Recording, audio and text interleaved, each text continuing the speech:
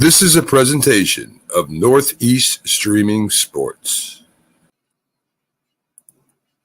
You're listening to TGI Sports Talk with your host, Keith Angle, on Northeast Streaming Sports.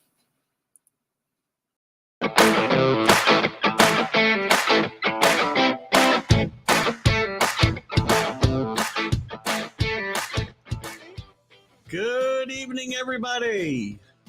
Keith Angle, TGI Sports Talk. I know some of you are surprised with the jingle coming in tonight. It's not the sounds of college marching bands, at least modern day. We decided to preempt our college football huddle show tonight because there's really no news that won't wait. And we got more pertinent news to talk about tonight. So we decided to have an impromptu MLB 2022 Major League Trade Deadline review. And we'll go division by division. We'll break this down. A lot happened. It was kind of slow getting started. Monday it started to trickle in. Tuesday exploded. Big deals, little deals. We'll see how your teams did. I know a lot of you have got some comments. We'll certainly do that. And tonight I will be joined, if you remember, with my esteemed colleague and local baseball guru, Drew Ehrlich, early in the season. For our Major League Baseball preview show, which was one of the most popular shows we've had on this year. So I thank all the groups that will see this later.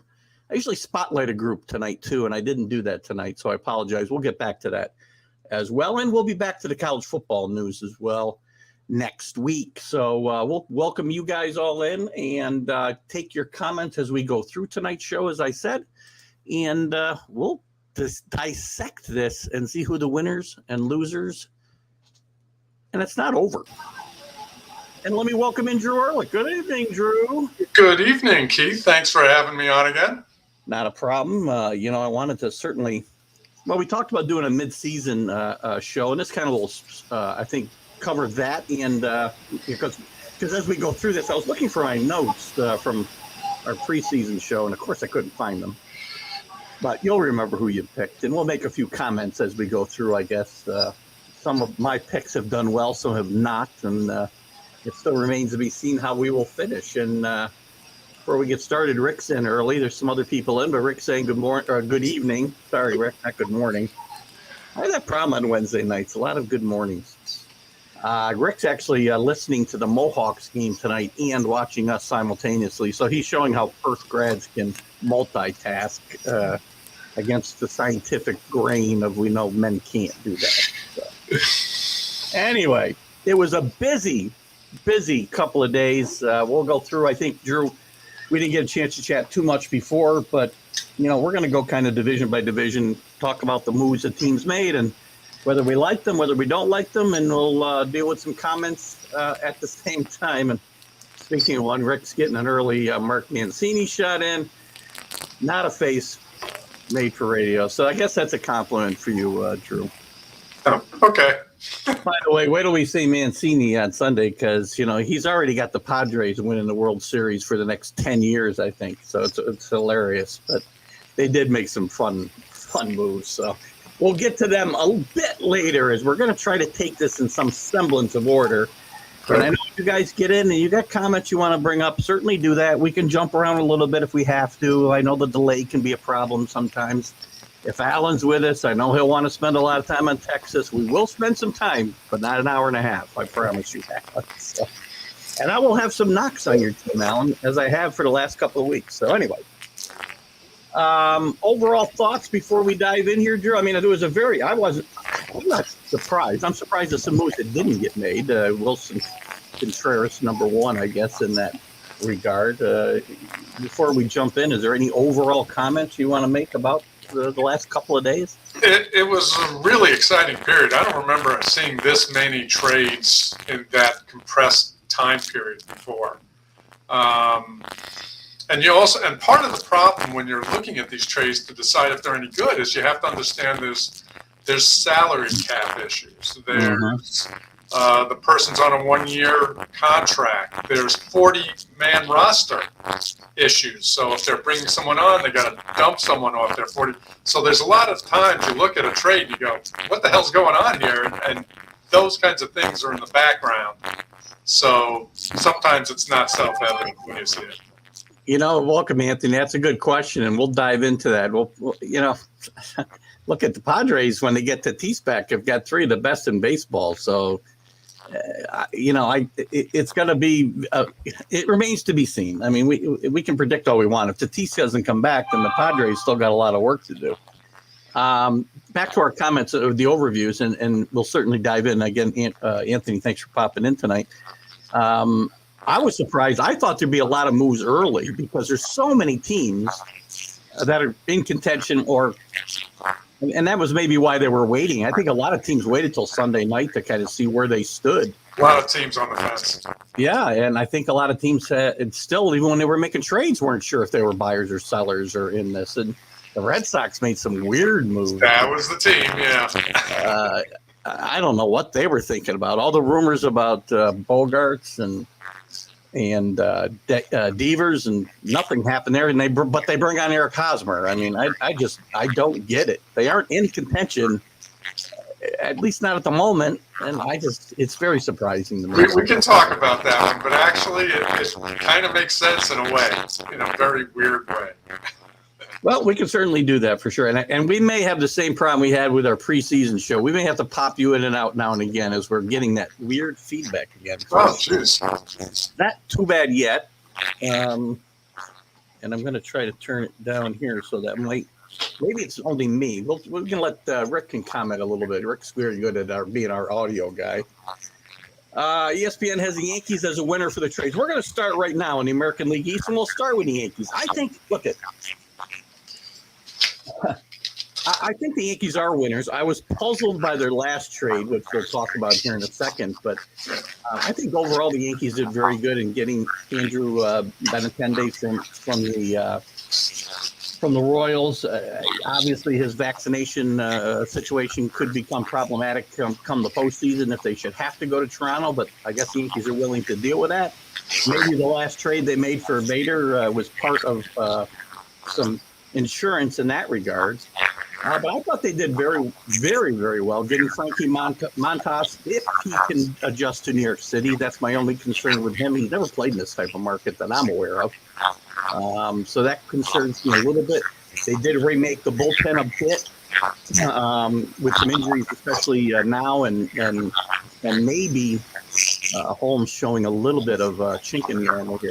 I guess the most surprising thing I saw here was the trade of Jordan Montgomery for Harrison Bader, who can't play until probably mid-September. And Jordan Montgomery, while he's not a superstar, certainly has done very well by the Yankees this year. And I have to throw it to you, Joe. Billy Gallo being off the team all by itself makes the Yankees the winners. So. Yeah, that was a great move. The guy they actually got for him is now listed as their number 10 prospect. So that's a good deal considering you had a guy you didn't even want at all. Now he's your 10th best prospect. So anybody that he's only 20. I think he's only 23 years old. He's had some success in the minors, as you said. It's probably a better prospect than I expected to come back. And you know what? At the end of the day, if he doesn't do anything, it doesn't matter because Joey's gone, and Joey was never going to recover here. Some guys just can't play in here. He won. Yeah, I was surprised at the Montgomery trade too. I mean, they can't use Bader. It's not like you can never use a starting pitcher, so I'm not quite sure what that was about. I think it's a forward-looking move. They've needed a true center fielder. Hicks is not the answer. They don't like Judge there. We don't even know if they're going to sign Judge. So I think that's a forward-thinking thing for next year. I think that's what that was. Why they ended up getting Montgomery for that was a little strange, but I think that's what their thought was. What you're saying. You know what? Rick thinks it's both of us. I'm going to do a real quick. You may get popped out of here, and I may get popped out of here, but we're going to do a real quick refresh, guys. We'll both be right back. Do not go away. I wonder if I can play.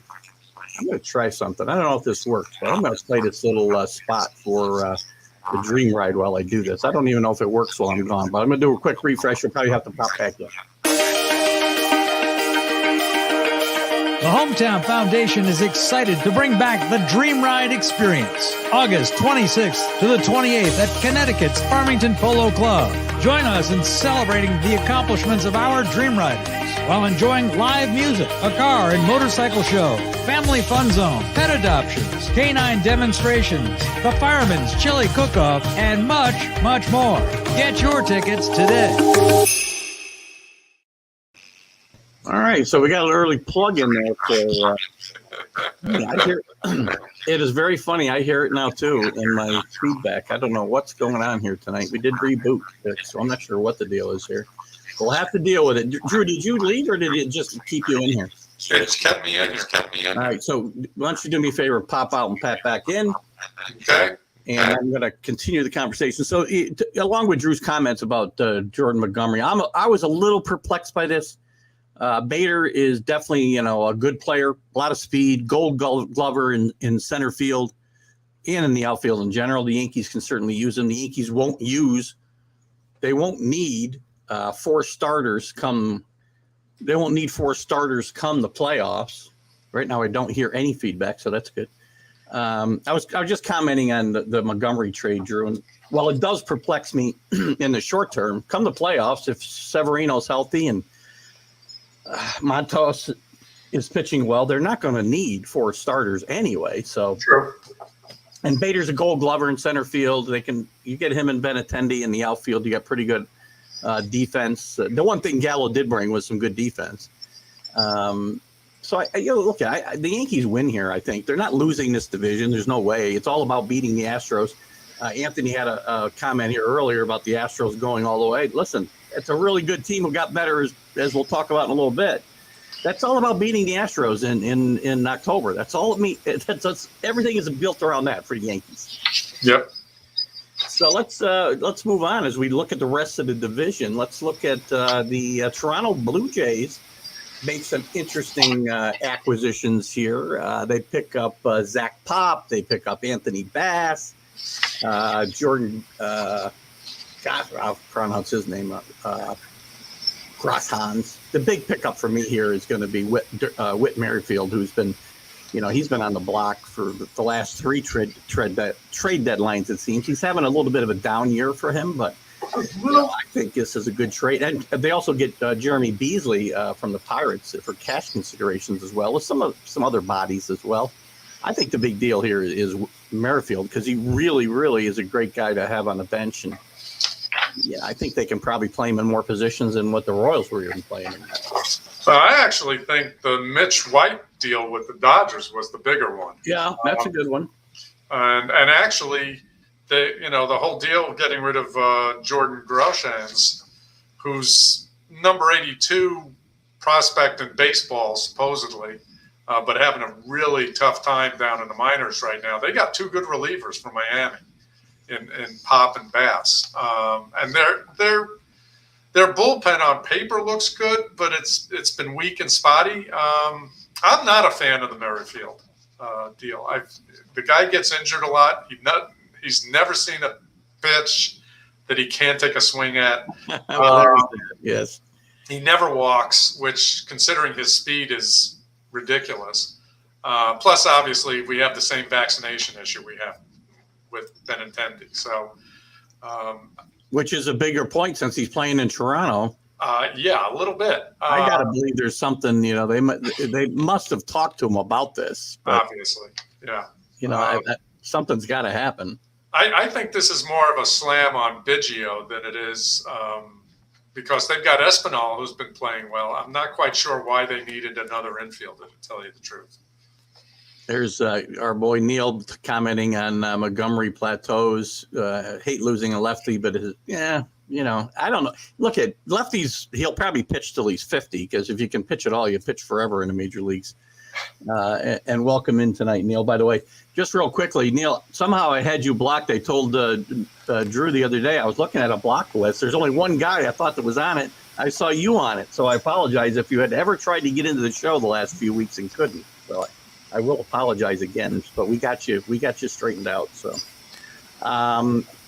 anyway, Toronto to me, I think they may be trying to make sure that they found some chemistry. They found some success since they changed managers, and I think it was more trying to keep a delicate balance, improve a little bit, and keep that momentum going. Again, they're not catching the Yankees. This is going to be about the postseason for them as well. No, there's a couple of teams that are going to be impossible to catch, and the Yankees are one of them. Yeah, there's only a couple of division races. Well, there's a few division races that are worth watching. A couple of them are mediocre, though. They're not going to be great races.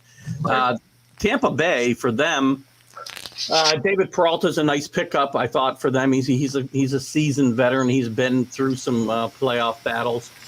Interesting, the three-way trade they made with the Astros and who was the third team involved in there? I think the Orioles, right? Orioles, yeah.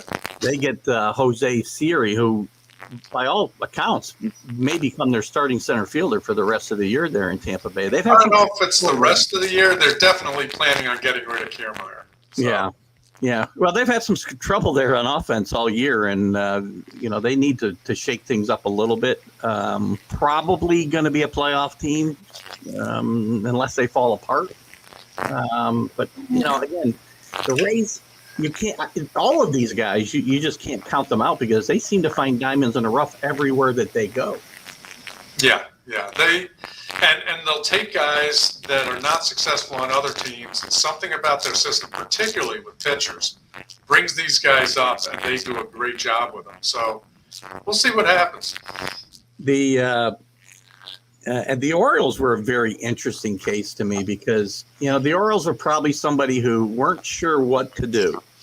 Is it worth it? I mean, they've got a realistic shot to stay in a wild card race, but do they have a realistic chance of winning a championship? Very doubtful. No. So I think they made a choice to trade Lopez, trade Mancini, and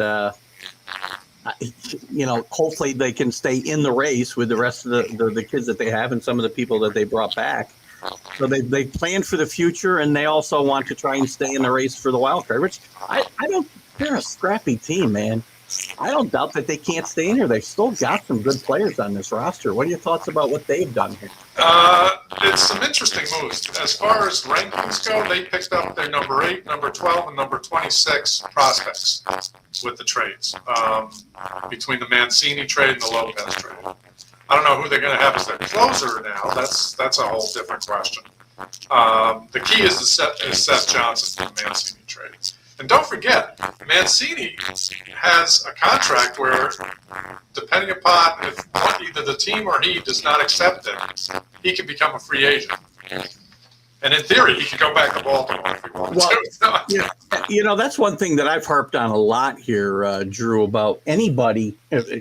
Alan Perez, I talk about all the time I think that, and we'll get to the Rangers, but since we're talking about this topic, when you got impending free agents, you're almost, and you're going to let them reach free agency.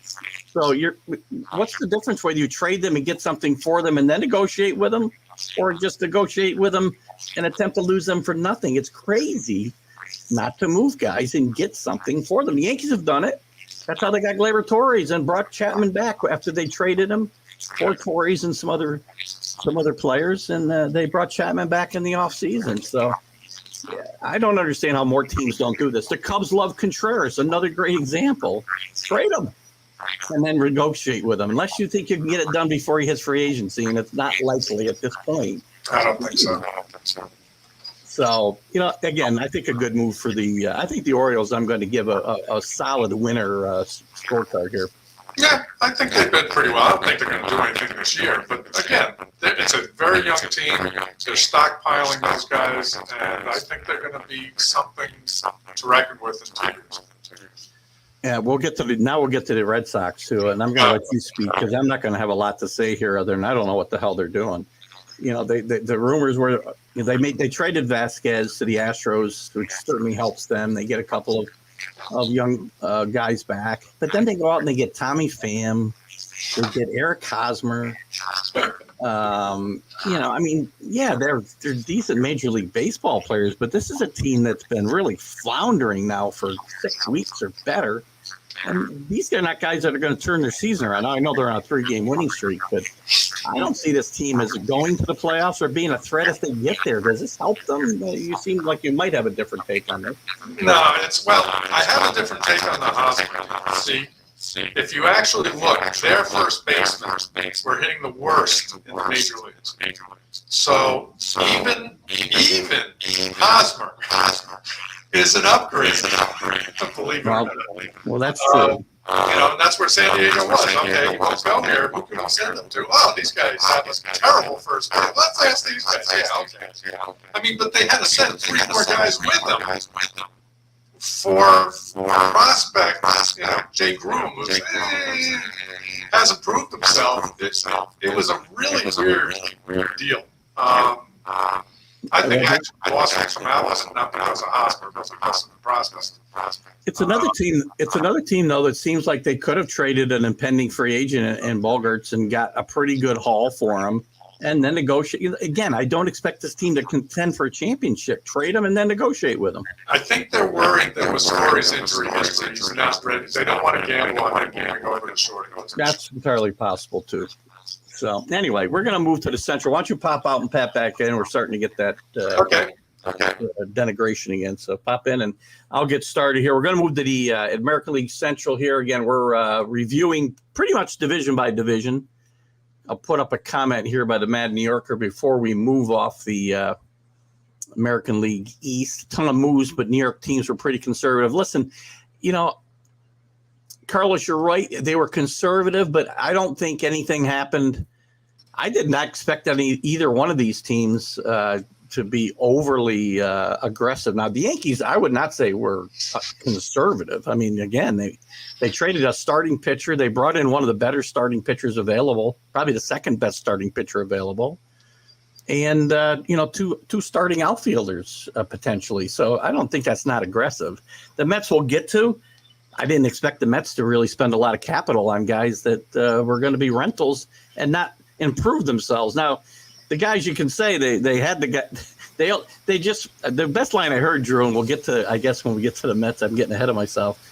When they traded for Darren Ruff, was that they just replaced J.D. Davis with an older J.D. Davis. So it was kind of interesting there. Pretty much. I thought that was I was in some of the Met groups last night, just getting some comments, and I thought that was interesting. Listen, one of the teams I thought did a great job the last couple of days, and yes, maybe because I want them to do better because they've struggled. They are leading the American League Central by a game still, the Twins. So I picked to win that division and make the playoffs.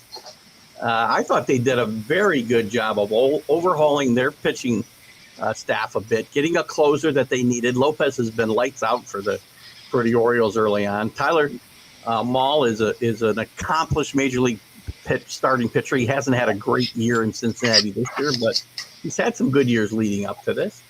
They did pick up a few other. Michael Fulmer's a decent arm in the bullpen, and this is where they needed help mostly, was in the bullpen.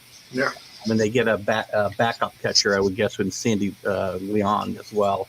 As a few other guys. I just think the Twins did a pretty good job here, and maybe they're not a big winner, but I think they're a winner in this overall. Yeah, no, they did what they needed to do. They filled in some spots that were issues. Actually, only 2 teams did anything in this division. Well, yeah, I was going to comment. The top and the bottom. When you consider what nobody else, that the other contenders did really nothing, they do become big winners. Yeah, and this pretty much puts the distance. See, I mean, this is one of those, the Centrals are mediocre, but this is going to put a distance between the Twins and the rest of the teams in the division. Well, I would think so. I mean, again, the Guardians. I'm trying to play it straight. The Guardians. It's a little hard for me to do. They've been kind of up and down. The White Sox have been up and down. The White Sox, for one, they need to win. Or they don't win this year, I think they blow this whole thing up. La Russa's gone. I think they blow this team up.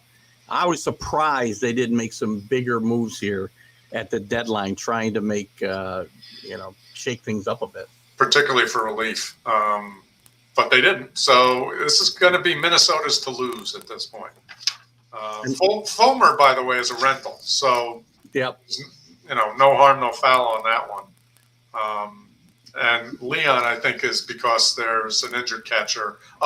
Jeffers is injured. They're waiting for him to go back. So that's what that move was about. But, the Nail pickup and the Lopez pickup, great pickups. Filled big holes. Yeah, and again, it's a little odd, even though, he's not necessarily an impact player. I mean, Leon comes from within the division besides. It's a little shocking that not only don't the Guardians make any major moves other than getting Ian Hamilton from the Twins, they trade within the division. It's a little weird. Nah, and when you're that caliber of player, it's not that weird. No one's thinking like they lost anything. So, and the same with the White Sox. I mean, two players, one for cash considerations, the other. They picked up one player, I guess, right? Jake Diekman. That's Diekman. Yeah, that's going to help their bullpen. Yeah, implode maybe. Yes. Yeah. And Boston got Reese McGuire, former Toronto Blue Jay catcher. Okay. Yeah. Right. What are you going to say? Cleveland didn't do anything. Ian Hamilton for the Sandy Leon deal. Detroit, what'd they do? Some guy Grossman to the Braves. The Braves are very good at finding outfielders that help them this time of year. So this will be interesting to watch. Yeah, neither of the prospects they picked up are even in their top 30. These are dumps. They're just dumping. And one of the most disappointing teams probably in baseball this year is the Detroit Tigers. 21 games under 500. They were. And I think we talked about it on the preseason show. They were expected to make a pretty big leap this year based on the way they finished last year. And, some of their young kids, and it has not happened. I had them picked much higher, and that ain't happening. No, I think I might have had them even fighting, for a wild card spot. Not getting it, but I thought they'd be much, much better. Yeah. Kansas City, though, made a lot of moves. Yeah. And they brought on some interesting prospects. They got a bunch from the Benintendi deal. They traded a first-round pick for Drew Waters, who was a big-name prospect for the Braves at one point, and two other guys. The two people that they picked up for Merrifield are in their top 30. They picked up, check this out, their 8th, their 13th, their 12th, 22nd, 23rd, and 28th numbered prospects in these deals. So they really just loaded up on their minors. Yeah, and that's because they graduated a bunch of them this year. So yeah, and that's what the Royals and the Reds specifically are teams that I think really did very well with their the trading and for the future. I mean, nothing's going to help them this year. No. But they both did very well. We'll talk about the Reds when we get there. Just a couple of comments to catch up here.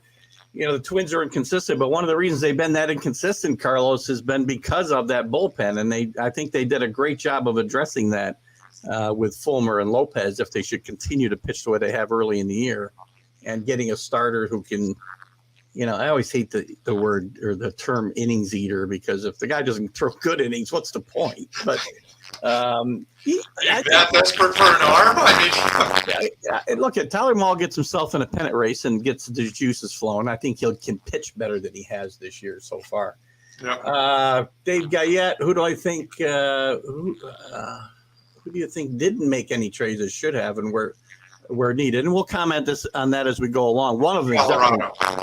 Was that Colorado, and the Cubs too. They moved David Robinson, but they should have been moving Contreras, which is a very odd thing. And one thing I'll throw in here, since Dave brought this up, just because the deadline was yesterday doesn't mean we're not going to see guys move, because you still got waiver deals that can happen. And it's going to be hard to get a guy like Contreras or waivers, though, because, he's a rental and somebody's going to claim him just to keep somebody else from getting him, if nothing else. So right. Yeah. You'll still see some moves here in the month of August before the official deadline, which I believe is still August 31st. That's the deal for the playoffs, right? Carlos, Kansas.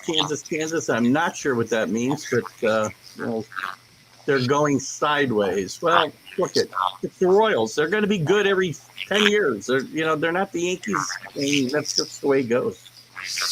They're far from the 2015 situation, agreed. And in 3 years, they'll be probably in a good situation again for 2 years, and that'll be that. That's about right. 3 years. And the Diamondbacks and Rockies are teams that probably didn't do much either. We'll get to those as well. So before we move on to the West, Drew, I think I'll pop you out again. Okay. And then we'll start fresh. But maybe that's what we got to do each division. Yeah, that works. So Drew will be right back. We're going to move on to the American League West, where the Astros certainly did a great job, I thought, of strengthening what was already a very good team. I think certainly one of the bigger winners of this last few days was certainly the Astros. Improved the first base situation, improved the catching situation, and without having to, go too deep into their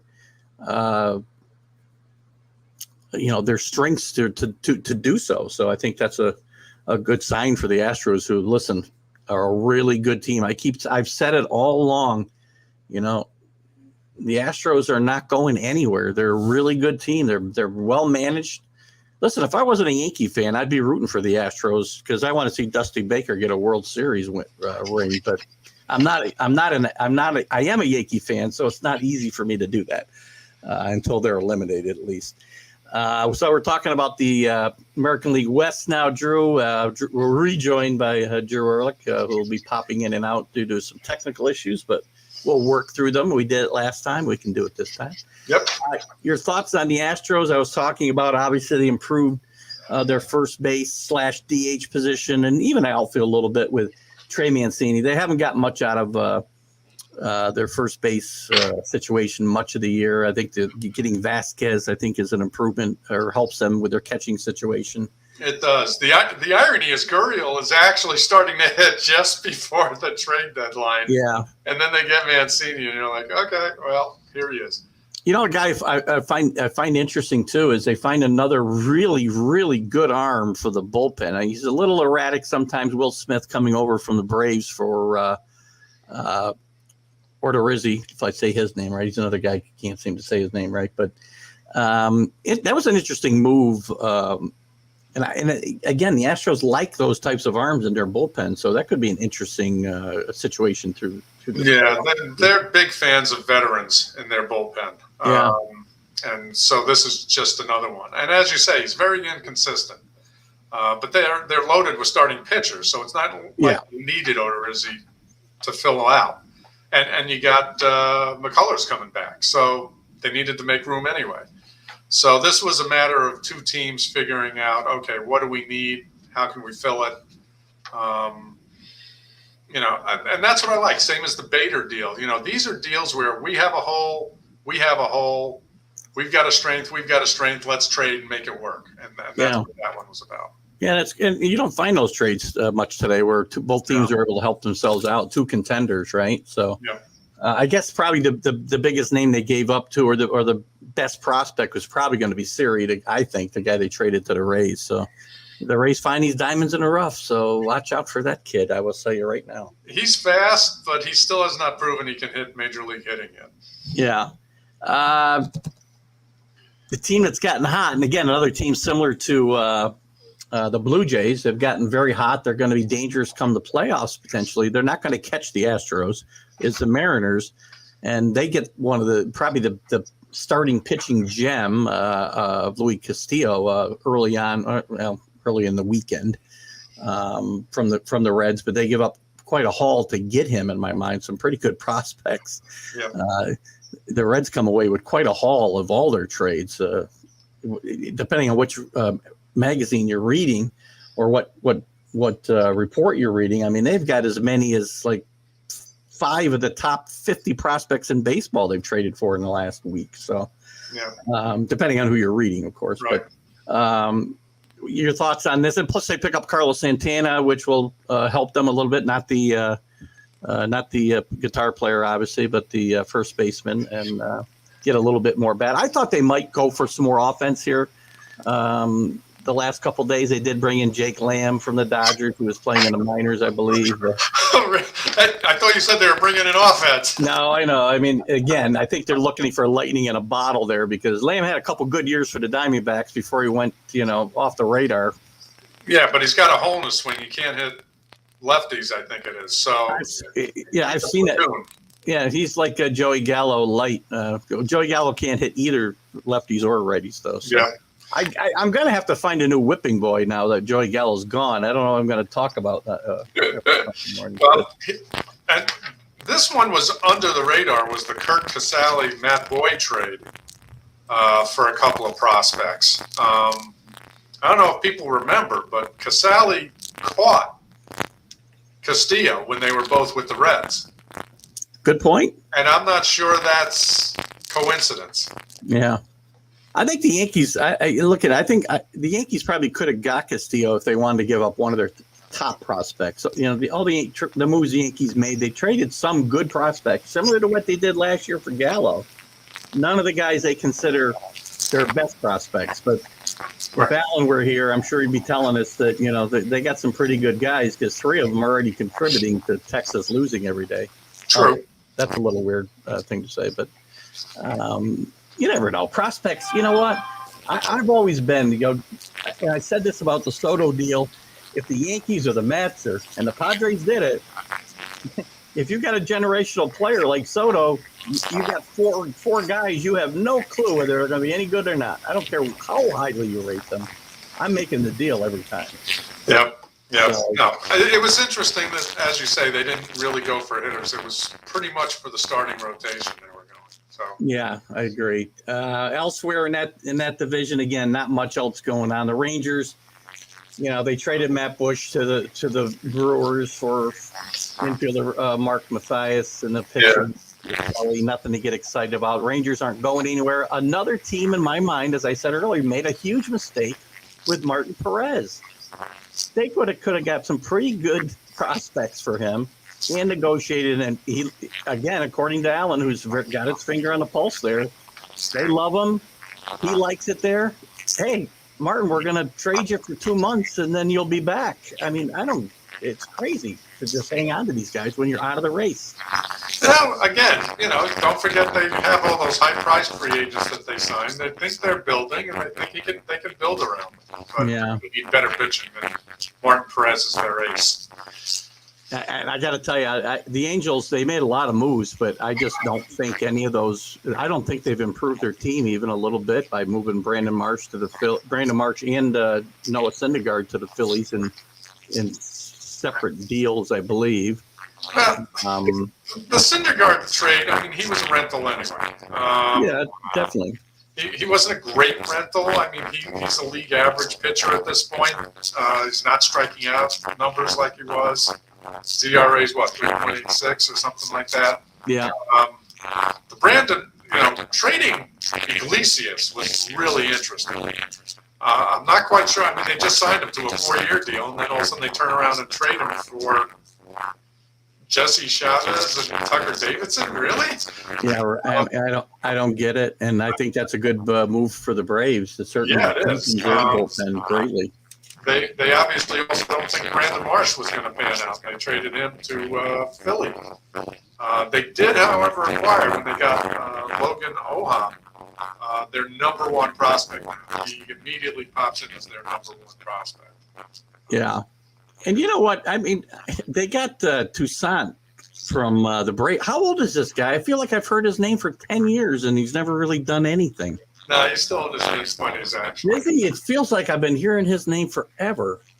Yeah, as a prospect, that doesn't stand out. Never, right. And the A's, obviously, they did their, I don't want to say their annual salary dump, but, they're always making a lot of moves with their Moneyball situation. They get J.P. Sears, I like a lot. I mean, in a little bit of sample size we've seen with the Yankees, I was sorry to see him go. They get some decent prospects from the Yankees and Waddlechuck and Medina, but again, nothing to get excited about here. If I'm an A's fan, this is a middling result for them, I think, as well. I mean, they still acquired 4 top 30 prospects, and that's the standard is, the top 30 prospects for a team. According to this, Waldichuk is number 3, Medina is number 7, Sears is 19, and Cooper Bowman, the second baseman, is 29. So they stock their minors. If they're going to pan out, who the heck knows? No, that's what they do. So before we move on to the National League and pop you out a second, let me get a couple of comments up here. Let's see. First, I'll start with this one. Carlos is busy tonight. Houston needs to watch. Can't ride Verlander. Yes, you can. He's shown you. And That's a marvel. And I don't understand. Yes, you know what? Everybody could fall apart. Max Scherzer could fall apart. Garrett Cole could fall apart. Everybody could fall apart. But you can't count on that happening. And Verlander to me is a wonder. He's had 2 major arm injuries and surgeries and come back as good as before. The very next year. Usually it takes an extra year. Yeah. One of my favorite pitchers to watch when he and Scherzer were both on the Tigers, they were just fun to watch. I mean, I loved watching the Tigers. I'm not as a fan, just seeing them come into town and pitch. Yep, popping out. Carlos is certainly hung up on Verlander tonight. Listen, if I'm the Yankees have run into Justin Verlander in the past in the playoffs, and it has not worked out well. Jesse Chavez, the most traded man in Major League Baseball. That is probably true. He's no relation, Carlos. Maybe you can start getting in on those deals, Carlos, and maybe you can get traded with Jesse. So I don't know. You might get paid, but just pretend you're him, Carlos. I mean, you get there, get the paycheck, and get out of town. Oh God, let's move on to the National League and the Mets. And I know I have this bad habit of classifying you as a Met fan. I know I keep making that mistake. I follow them, not the way you are as a Yankee fan, definitely. Right. I was less than impressed. I was a little surprised. The Mets, and it seemed clear from the outset, from the things that I've been able to glean, that they were not going to trade any of their major prospects, which was going to take them out of the, certainly out of the Soto sweepstakes if he got traded during the season. It was going to take them out of the Josh Bell chances because of that. I thought they might bring in a Nelson Cruz. I thought they'd be better up bringing Nelson Cruz and bringing in Darren Ruff. I mean, I just don't know what they're thinking about. Well, I mean, Tyler Naquin and Dan Vogelbach, they're both left-hand hitters. Why do we need both of them?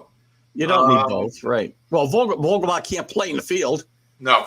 Well, he can, but it would be ugly. And unless unless the guy's name is Babe Ruth, if a guy looks like me in a uniform, I probably am not trading for him. I hate to. You don't hit home runs like Vogelbach does, but we don't know. I would need a runner, but I take. I might get one out here and there. Yeah, the mass dump that they did, not just J.D. Davis, but 3 minor leaguers, all pitchers. Pitching is always in demand. J.D. Davis and 3 pitchers for Darren Ruff. I was flabbergasted. I have no idea what they were thinking. The only decent thing they got was Michael Givens, and he's hit or miss.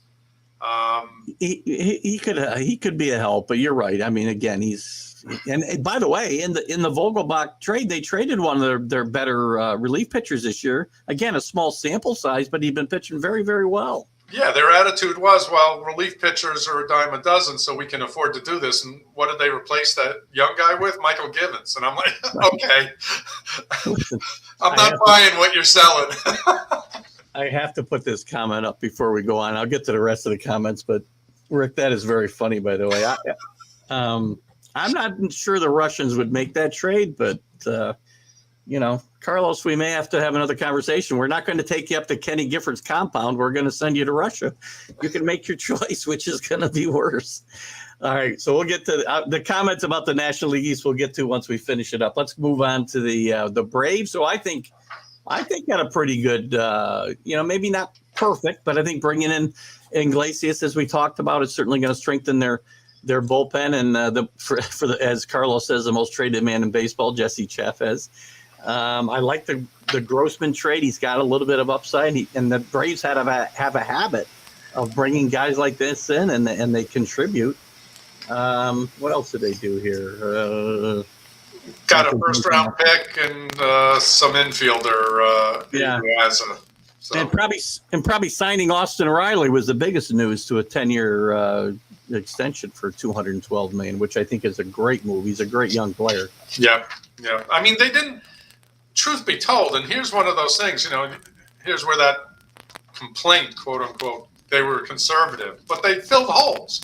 They wanted another starter. They got Odorizzi. They knew their bullpen was a little iffy, so they had Iglesias, and now they got and still a loaded bullpen. Yeah.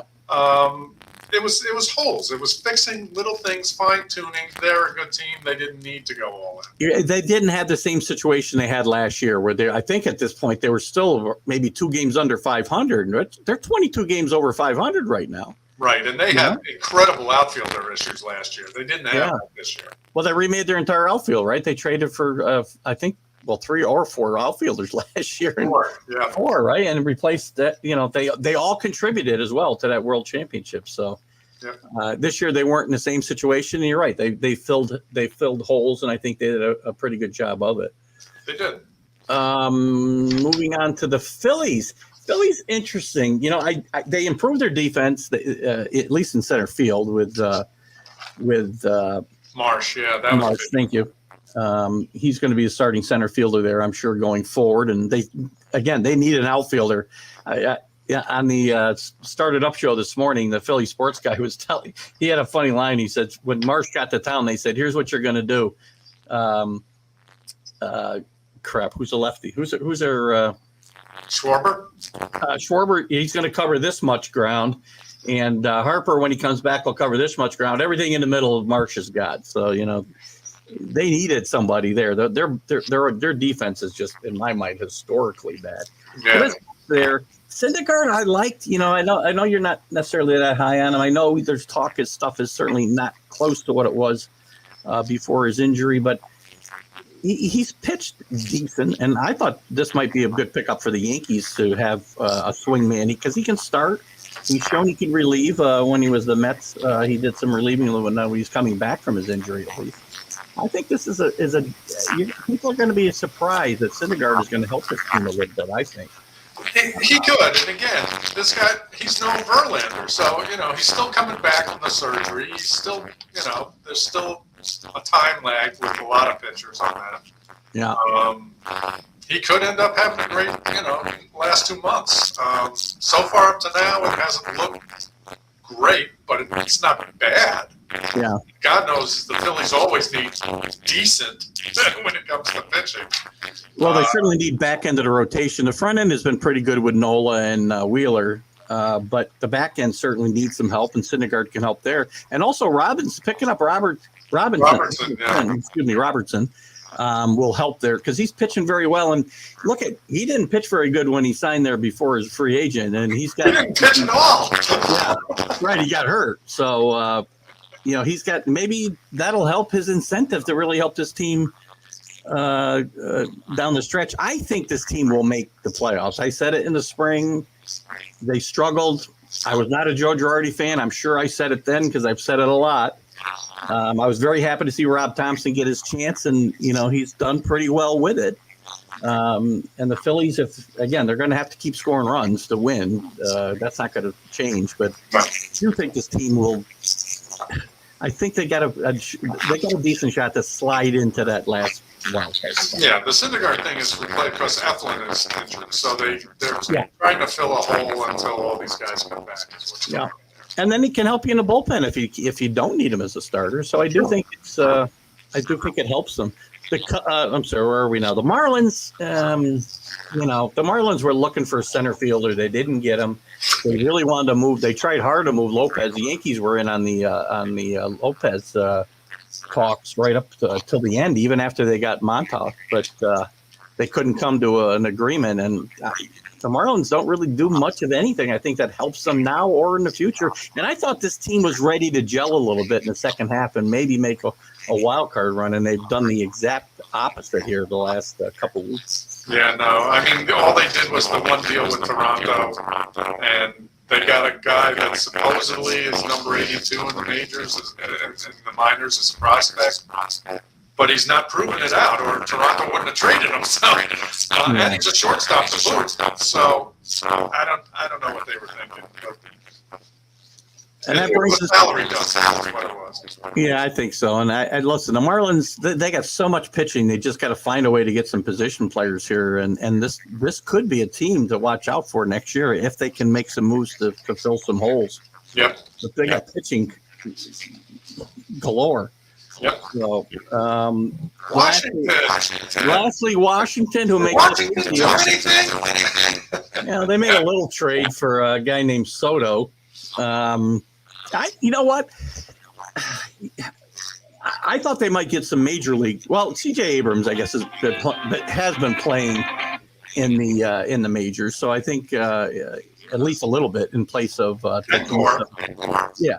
So he's got some experience here, and I think he's a really good prospect, as is Hassel, and I don't know about James Woods so much, but look, I personally thought.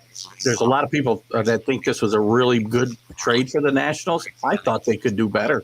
And I thought if they didn't do better than this, they would have waited to the offseason. Well, it's a touchy question because everyone knew they needed to trade Soto. So what's the best deal you can get unless you want to wait? And the more you wait, the less you're going to get. Yeah. In actuality, so they got the White, so that takes care of replacing first base. What he'll do there, They got Abrams, who was their number one prospect before he became a major leaguer. They got Gore, who seemed to straighten out and then figured out how not to stay straightened out. And then in Hassel, they've got their number one. He is now their number one prospect. That's with all the trades they did. Right. James Wood is number 4. Jarlin Susana, the right-hander, is number 8. So they picked up 3 top prospects for their team. Again, as we've said, do they pan out? Who knows? Supposedly Hassel is Hassel, or however you say it.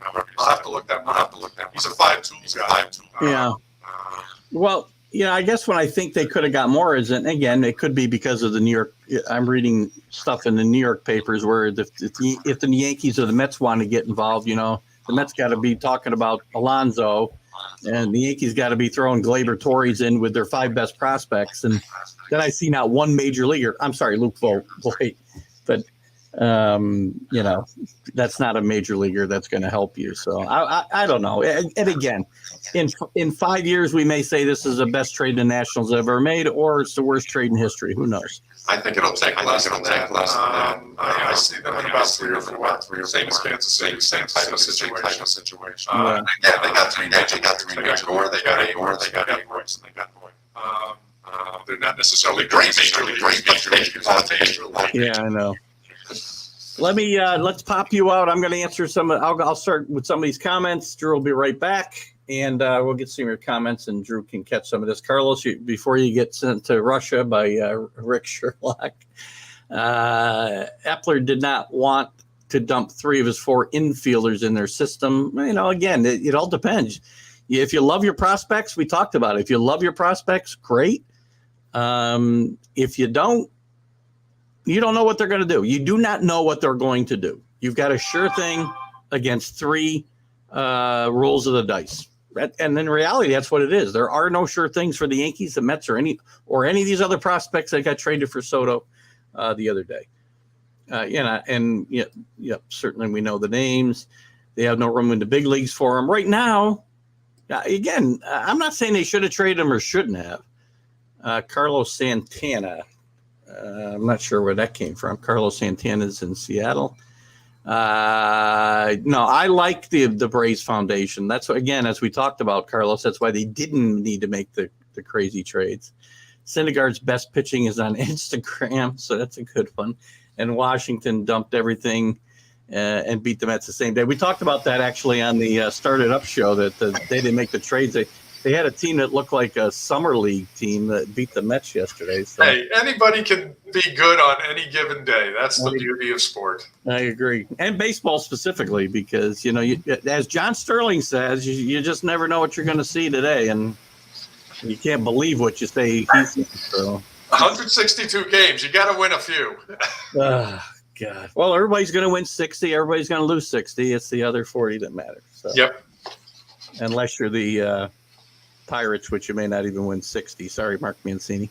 Anyway, let's move to the Central Division of the National League. And my World Series pick, very underwhelming so far, I have to say. The Milwaukee Brewers surprisingly trade Josh Hader to the Padres. And when we get to the Padres, it's going to take forever to talk about that. Interesting trade. They don't really bring back really much offense that's going to help them now. Ruiz, I don't really see helping them here significantly down the stretch. I like Lament, if that's how you say his name.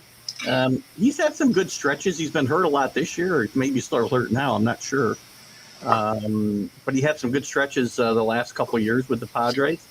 But you traded one of the best relief pitchers in baseball. I know his ERA looks awful right now, but if you remove two games from like just before the All-Star game, his ERA is around 2 or under 2. So this is one of or the best left-handed relievers in baseball, and I think they just gave him away in my mind. Well, I don't actually agree with you on this one. I mean, he and Rogers are essentially mirror images of each other right now. Yeah. They both started off really hot. Mm-hmm. That's the reason San Diego was doing so well, is because of the job Rogers did. They've both blown up in the last month, and no one knows why. The only thing I'm going to throw out is Hader has way more innings on his arm than Rogers. Good point. They have a habit of throwing him in, or did for a while, 2 innings at a time.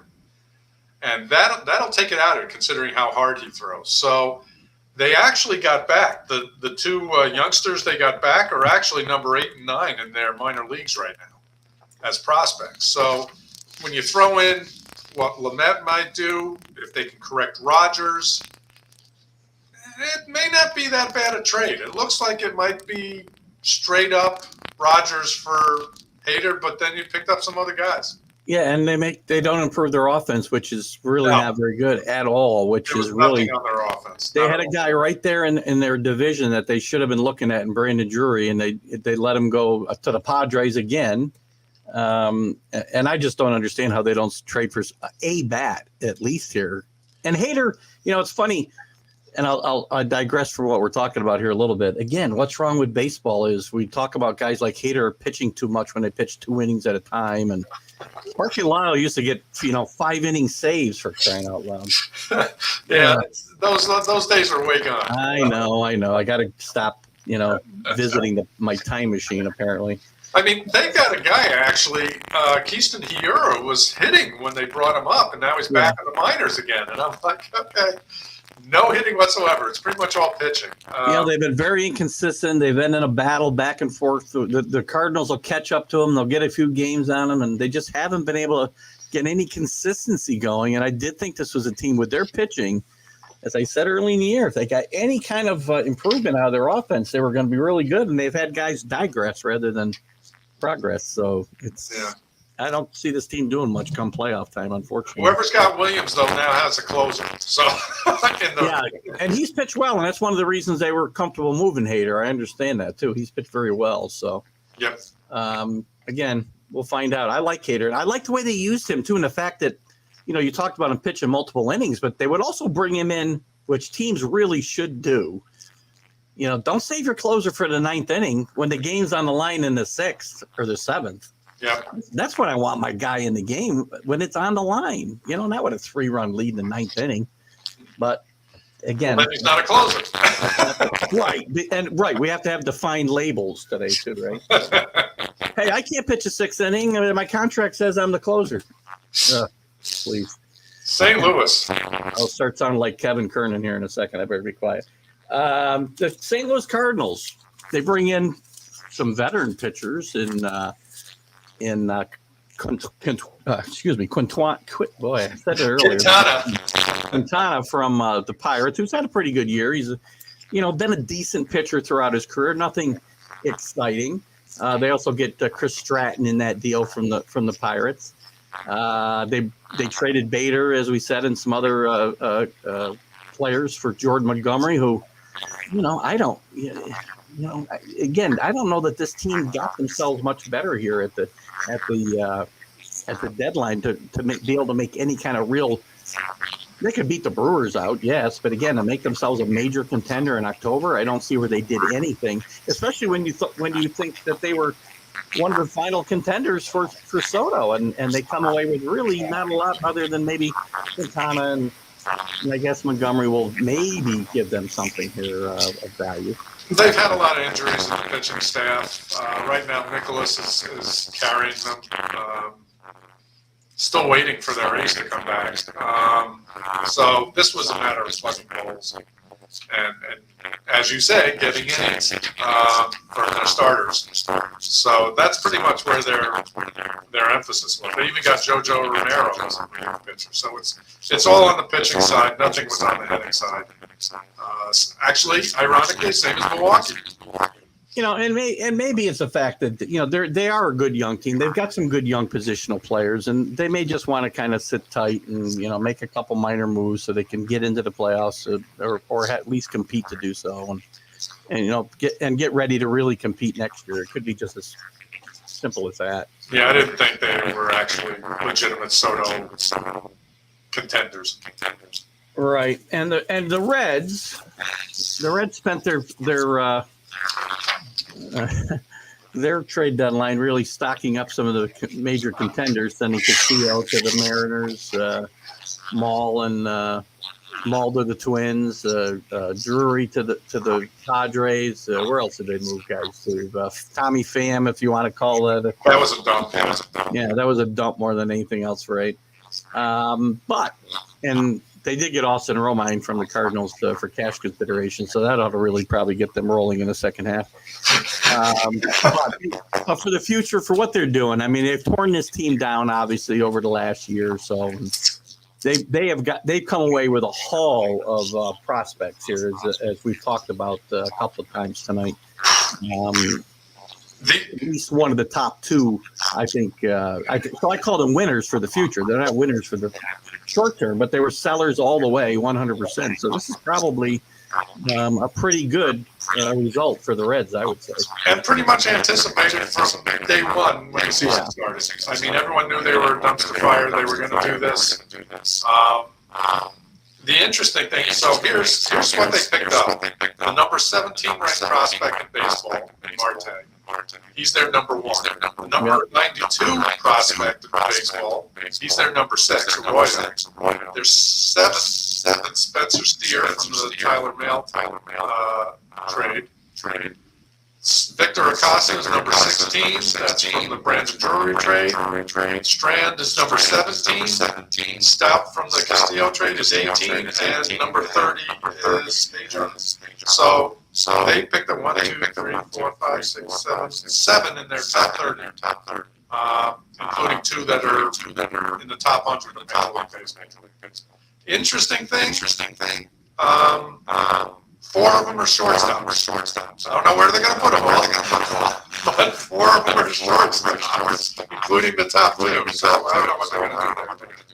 Yeah, I'm going to ask you to pop out quicker this time because we're degrading, and I'll get to a couple of comments, and we'll finish up quickly to Central and move to the West. Yeah, not much in the Central. Now we'll finish that up pretty quickly. Let's see, Syndergaard, we talked about that. Washington, we talked about that. I guess we only got Matz is no bueno for that bullpen could use a player or 2 in St. Louis. Well, they could, yes, and I think another team that, unless they were getting Soto, they just were not going to, mortgage their future for anybody or anything. So they made themselves a little bit better. To wrap up the Central here, the Cubs, I think, I'm again another team. I'm not sure what they're doing. They traded Robertson, which I know we knew they had to do. But we also thought they had to trade Contreras, and he sits in Chicago, and he'll be a free agent, and they get nothing for him unless they find a way to bring him back in the offseason. And I don't get really – plus they traded a useful piece to the Yankees for the bullpen as well. 28-year-old rookie. Yeah. And he's been effective in places too. And, he's somebody who might help the Yankees down the stretch. So, yep. Again, not much for me to say here other than I don't know what you're doing, Cubs. You don't trade Happ or you don't trade Contreras. Your best two chips. So they picked up two number 8 and number 11 on their prospects, but they're both pitchers. Pitchers are the riskiest prospects of all. Yeah. And, whether it matters, who knows? And the Pirates, the Pirates are trying to come up with a plan. The Pirates have never seemed to have a plan. I mean, a lot of talk about them trading Reynolds. I really would like to have seen the Yankees get in play for Reynolds, but he's under their control, I think, for 2 more years they signed him for. They signed Brian Hayes to a long-term deal, and they're trying to stick to a plan. So, they traded their veterans like Vogelbach and Santana and Stratton for some maybe useful pieces down the road. Yeah. But again, nothing to get too excited about. Maybe down the road this hashes out. But again, if I'm a Pirate fan, I'm not terribly excited about what my team did. No, not a lot there. I mean, they got that nice reliever from the Mets, Holderman. Yeah, that's right. That kid is got some upside for sure. And Malcolm Nunez is their number 11. They got him the Quintana deal. Yeah. But yeah, I mean, this is not going to be earth-shaking by any stretch. No, long ways for the Pirates. I've read articles, because I kid Mark Mancini. But I've read articles that think this team's a couple years away from contending, and I don't see, other than Hayes, and Hayes has not played as well as I thought he would this year. He's not showing much power.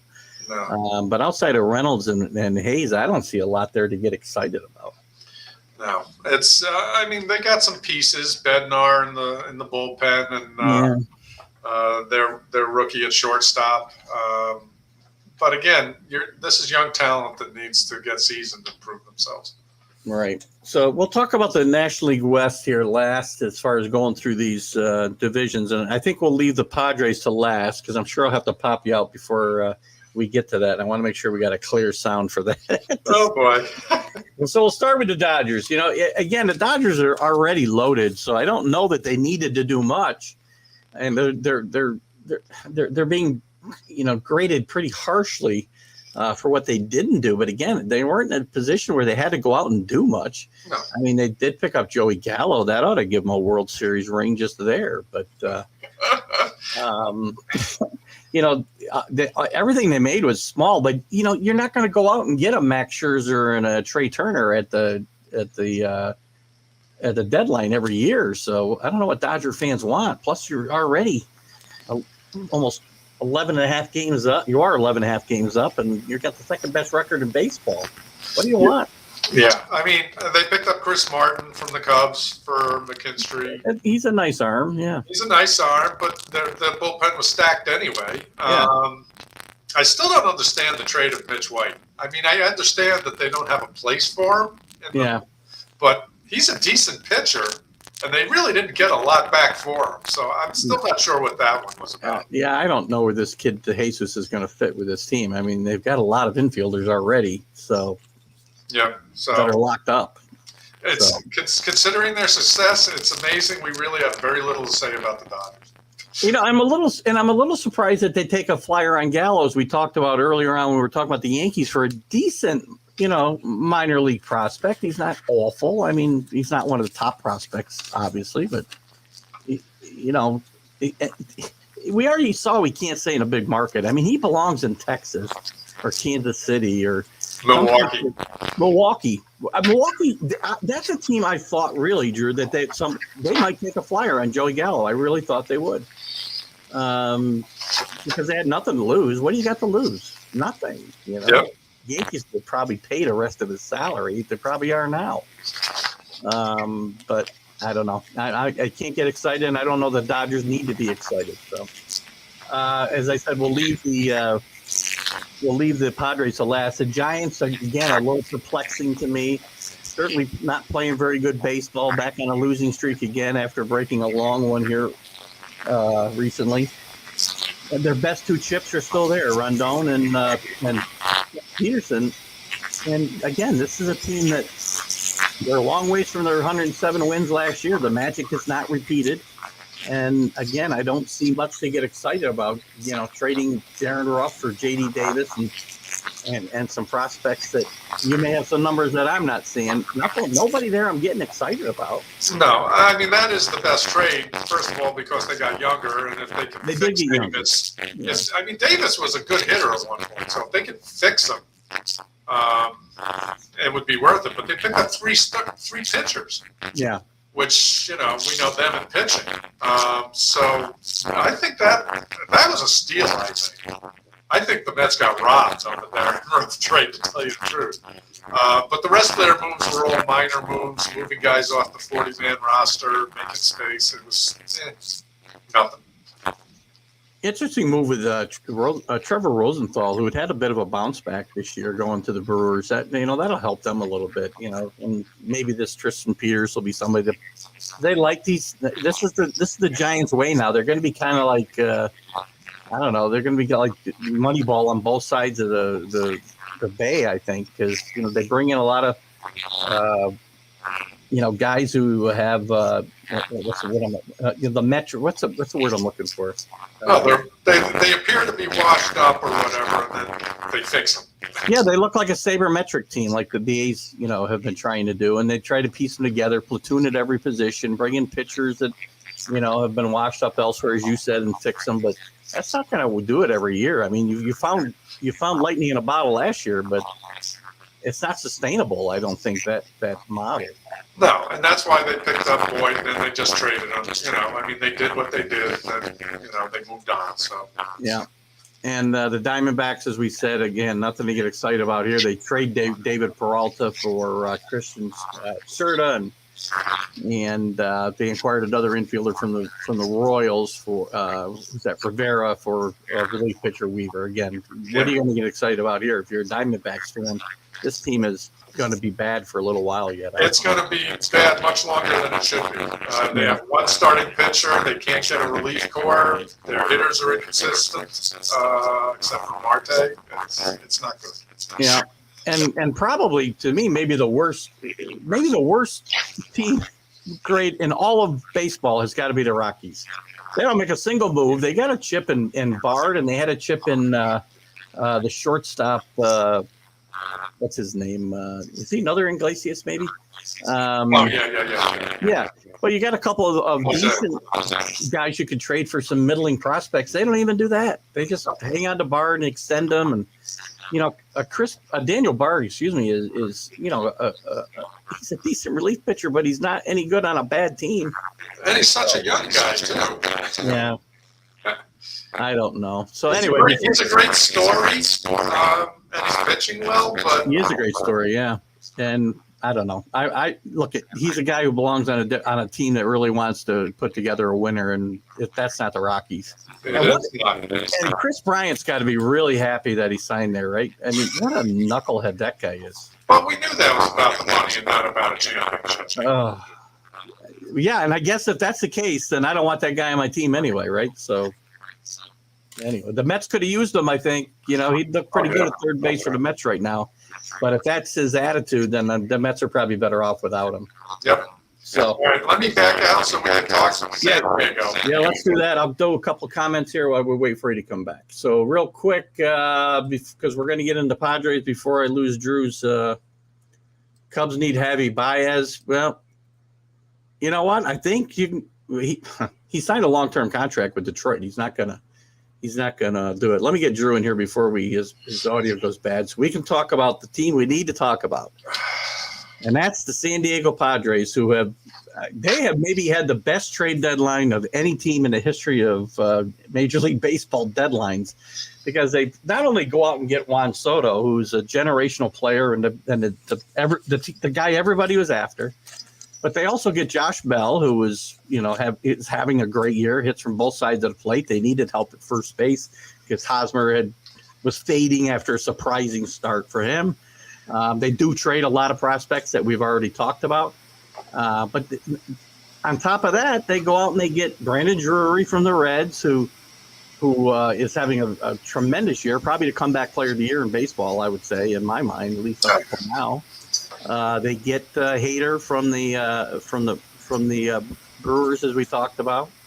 I'm probably missing somebody here, but this has been just a tremendous – for a team that's already again, they're not doing horribly. They're 14 games over. They're without Tatis all year, and that's another big piece that's going to come back here pretty soon. Within the next few weeks, probably.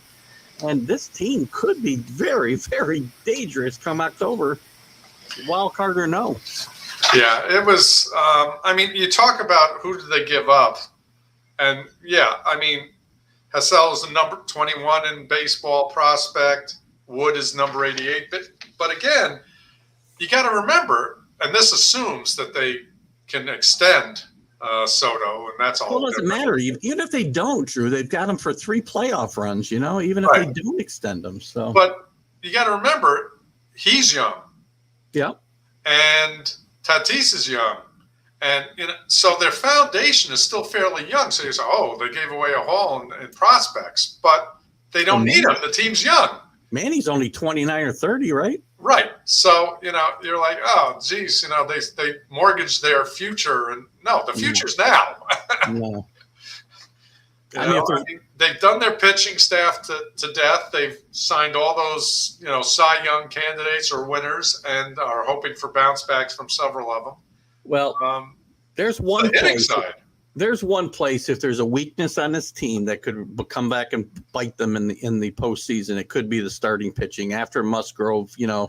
Nice outing by Darvish last night, but they're pretty up and down. Darvish and Snell Snell have really not performed up to expectations, and you can't win in the playoffs with one starting pitcher. So no matter how much you hit, Clevenger too is still fighting his way back.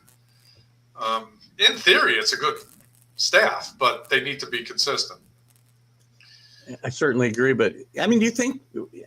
Again, I said, and maybe it's a bit of hyperbole, but I don't remember a team ever having as good a trade deadline overall as the Padres had the last few days. Assuming that Hader doesn't maintain his month from hell, it's a hell of a haul. It really is. And Drury actually, he bounced around. He was on the Yankees at one point. I liked him when he was with the Diamondbacks, but then he had some illnesses that really screwed him up.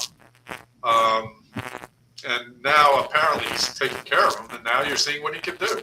That's right.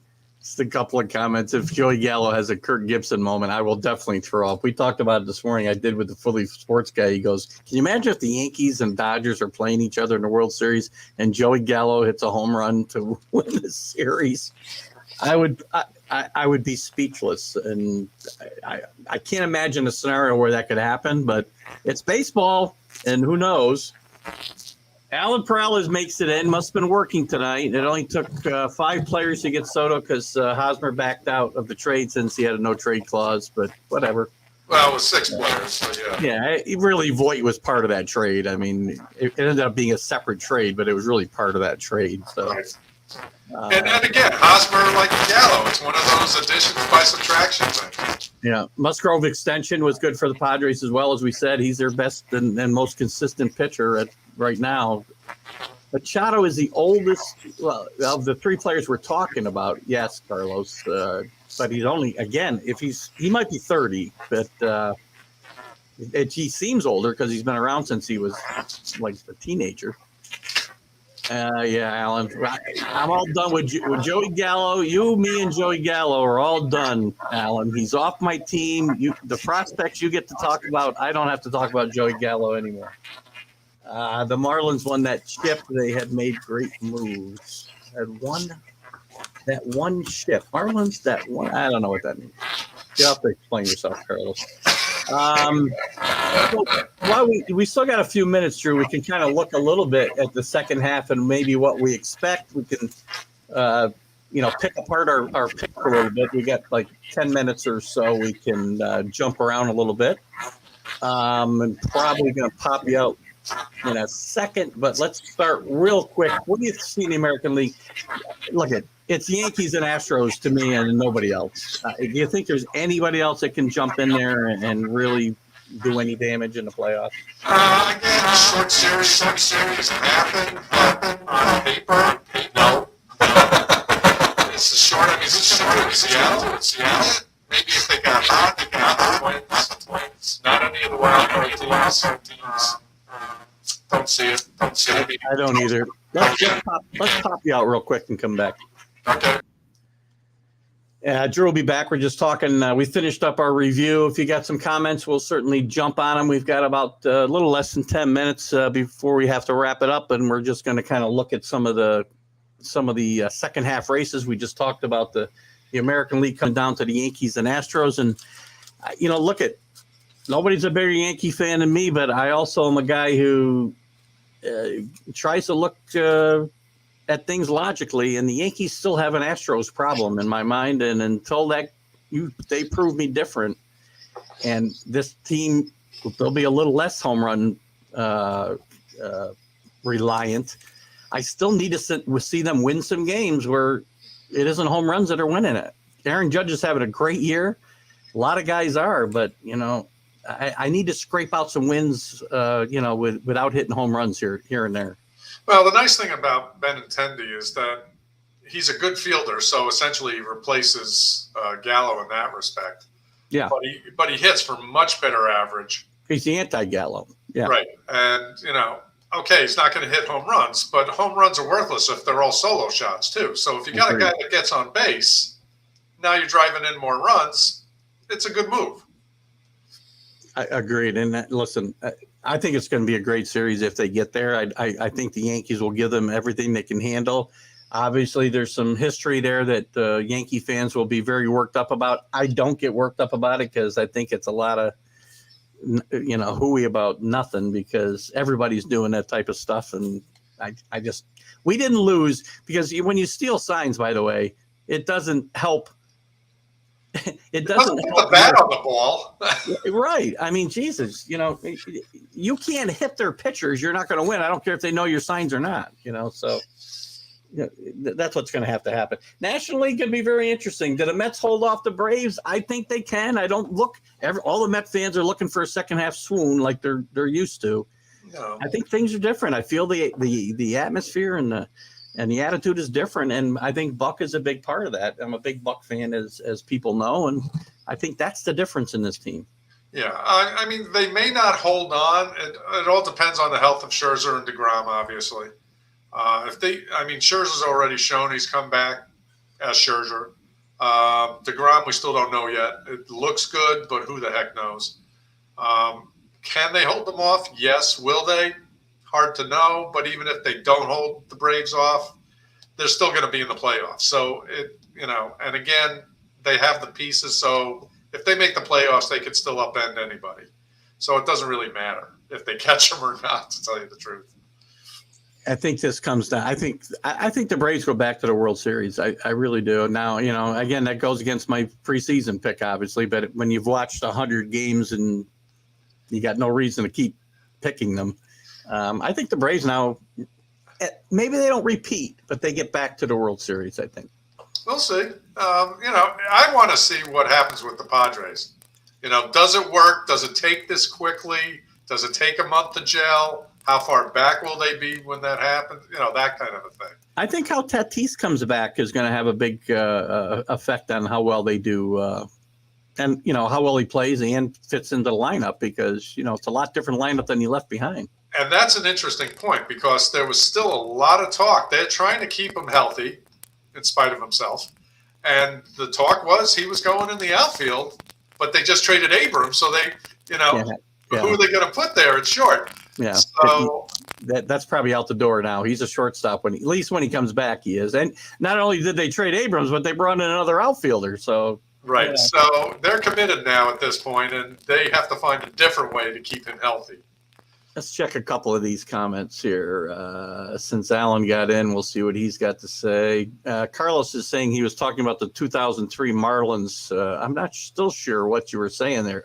They made some great moves. If you're talking about, you're talking about who had the best trade deadline, I guess. The Marlins, that was a really good team. The best thing they did was get rid of their manager and bring in Jack McKeon. One of only two times, and I've talked about this a lot. Mid-season managerial trade changes have really won World Series. That's 78 Yankees. The only two I can remember. What's Alan got here? Hey, AL playoff picks: Astros, Yankees, Guardians, Rays, Mariners, Blue Jays. Braves, Missing the Twins there. Yeah, he doesn't have. He got the Guardians beating my Twins. Mets, Padres, Cardinals. So he's got the Cardinals edging out the Phillies. I think the Phillies will still sneak in. I like all of that except the Guardians. I would replace with the Twins, and I'd replace the Cardinals with the Phillies. I still don't think the Phillies are going to pull it off. They improved their defense with Marsh, but that doesn't mean the kid can hit yet. He's still a rookie. He hasn't proven that he can actually make it yet. I think the Phillies are going to fall short. Yeah, again, they've got to hit their way to the playoffs because they're not going to do it with their pitching or their defense. They got two good starting pitchers and, a bunch of bats. And a bunch of guys who are DHs. They got 9 DHs in their lineup, basically. So, well, now they got 8 because they got Marsh, who's a pretty good center fielder. So, right. I guess they've reduced the DH problem to 8 out of 9. One thing on our predictions I do want to bring up, I do remember saying that my Cy Young Award candidate was Dylan Cease.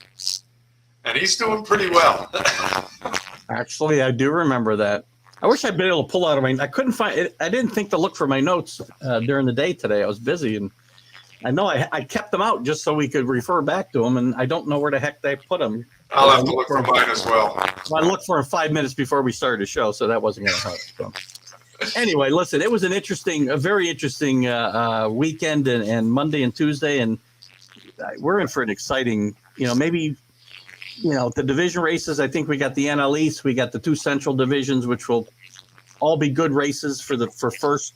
We got really good wild card races because there's 5-6 teams in both leagues with a shot there, a realistic shot. And it's going to be a fun race to the playoffs. And I think, Drew, maybe we'll do a playoff preview when we get to there, and we'll do a show that night, before that starts as well. So. That would be fun. Well, tonight, I appreciate your input as always, guys. I appreciate you guys and those who tuned in for the College Football Huddle. I apologize, but I guarantee we'll be back with that next week, and the news will still be the same next week until we get some games. We're only, Alan, help me out. I think we're 24 days away from games in college football. We'll be excited, and we'll be able to have some real talks, and I can stop talking about NIL and realignment and everything else. So. And I can enjoy myself again on that show. But you guys have done a great job of commenting tonight. As always, I appreciate it. All the groups that will let me share this, I appreciate you. And Drew, thank you for participating tonight and giving us your insight. It's always welcome and insightful, which is a bit redundant, but thank you. Well, I appreciate you having me on and the fact that you feel that way. I hope that the other listeners feel the same. They certainly do. So listen, guys, we'll be back next week with the College Football Huddle. We'll see you with Are You Serious on Friday morning, and certainly the Sunday Stream of Consciousness on Sunday. And thanks again, guys. Keith Engel for TGI Sports Talk. We'll see you on the rebound. Thanks again to Drew. Have a great night, guys.